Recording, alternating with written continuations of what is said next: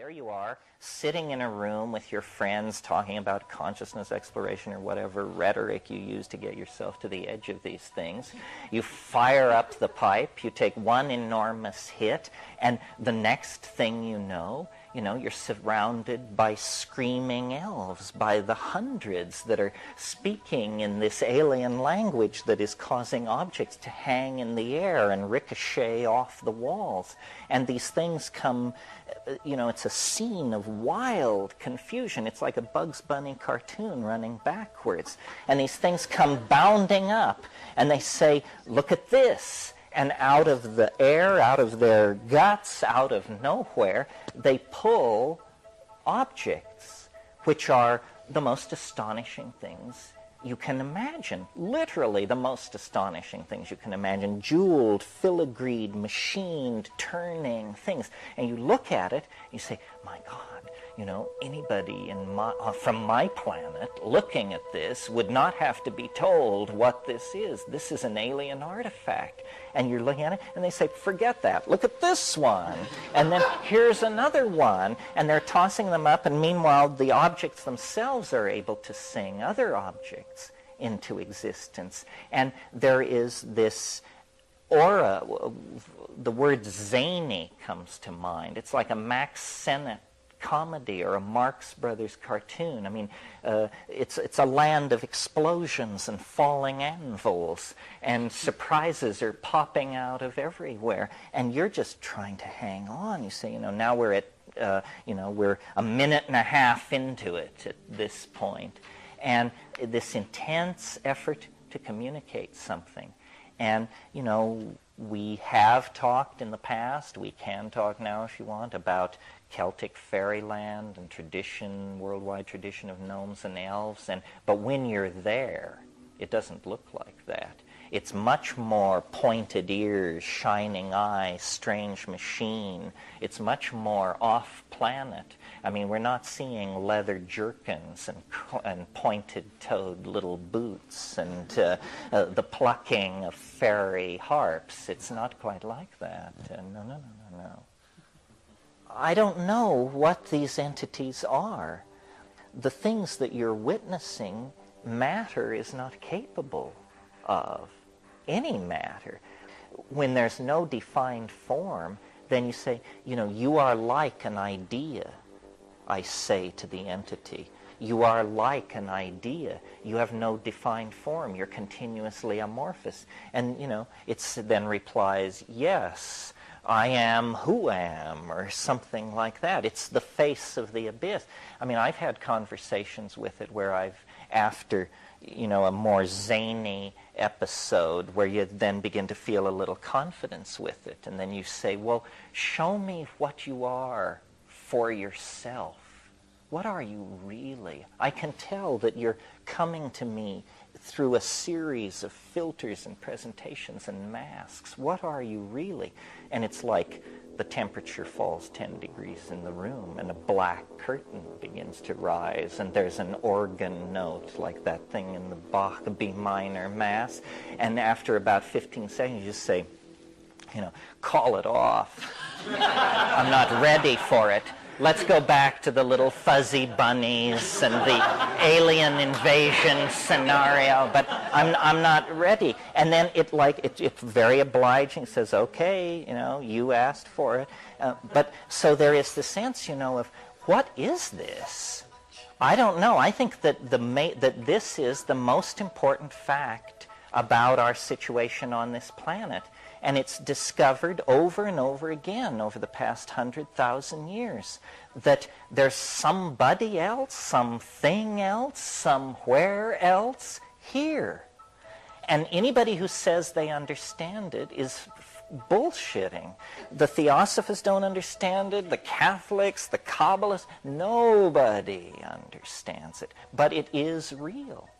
And if you think the world has no surprises, if you think that you've got it all figured out and you haven't ever had an intense boundary-dissolving psychedelic, then you're absolutely out to lunch. You don't know what's going on. It's like the opinions of 11-year-old boys about sexuality. You know, what do they know that they should hold such opinions? And, sexuality provides a good metaphor. We cannot forestall our sexuality. Eventually the roar of hormones through the bloodstream pushes most people over the edge, some sooner than others. You can actually go from birth to the grave and never experience it. If you are sufficiently sold out to a sufficiently idiotic culture, then it's possible to evade this experience of maturation. It's like having a Mercedes and there's a certain button on the dashboard and you never pushed it. You don't know, what it did. But this universal meltdown is very frightening to people. Most people are pattern-oriented and nostalgic, and it scares them. And I think psychedelics are a way it's sort of like doing calisthenics in preparation for the marathon at the end of time. People who have taken psychedelics should be in a better position to reassure everybody else. They'll just say, well, people will say, the laws of physics are breaking down. He said, look, I've seen it before. So, part of the transformation that I think is going to happen to us lies in the way we deal with language neurologically. And the key concept in communications is bandwidth. Bandwidth. The more bandwidth you have, the more detail, color, tone you can impart to your signal. Well, a very low bandwidth channel is the small mouth noise channel. I mean, this is about as primitive as it gets. I mean, short of doing it in Morse code, doing it by voice is it's amazing that we understand each other at all. And in fact, you may have noticed one of the most uncool things you can do is ask somebody, would you explain to me what I just said? And they say, oh dear, I'm afraid I was, generally, and a lot of floundering around. As I see it, being, the cosmos, whatever you want to call it, is a struggle between two implacable forces. Novelty on the one side and habit on the other side. And let me describe them for a moment, and then you can see that this is true, I think. What is habit? Habit is doing things the way you've always done them. Habit is tradition. Habit is circular behavior. Habit is following the creodes that have already been laid down by past activity. It's what Sheldrake calls the morphogenetic field. What is novelty? Novelty is self-explanatory. It's what breaks the pattern. New connections, new possibilities. And the universe is in a state of dynamic tension between these two tendencies. Novelty surges forward. New art movements, new technologies, new inventions, new social mores, new classes. And then habit reasserts itself. Close the theaters, kill the Jews, reestablish the old order. And this goes on over and over and over again. But the good news is this is not a Manichaean struggle. This is not an eternal struggle. Novelty is winning. Novelty is winning.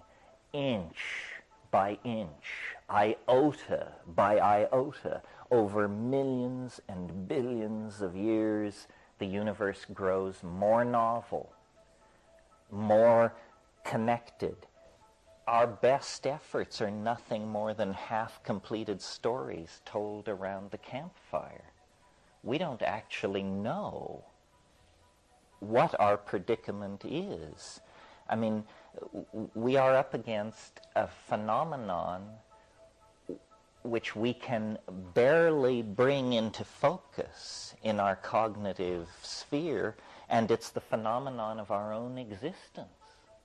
You know, what does it mean? What does it mean, first of all, to be a biological creature, to be as an animal? What is that? And then, what is it to be that embedded then in a culture with histories and languages and aesthetic canons and literatures and scientific hypotheses about the cosmos and so forth and so on. And my personal journey, if you want to put it that way, lay through a successive series of, I almost said disappointments, but awakenings could be another word, as I realized that nobody has their finger on what's going on. These religions that are so freighted with their own pomposity are no better than inspired guesses. And science works its miracles by turning its enterprise into a kind of parlor game confined to the category matter and energy. So you can live and die inside these intellectual structures if you choose to. But people of curiosity, people of unusual or traveled circumstance, usually find themselves unsatisfied with the conventional answers for it. Yeah. That's the question, I guess, that keeps coming up to me was, what are we supposed to do? Yeah, I keep thinking that too. Well, I keep saying, de-emphasize anxiety. Reassure people. You meet people who say, I'm really scared. I'm scared about my job. I'm scared about my relay. I'm scared. The answer is, don't worry. You don't know enough to worry. That's God's truth. Who do you think you are that you should worry, for crying out loud?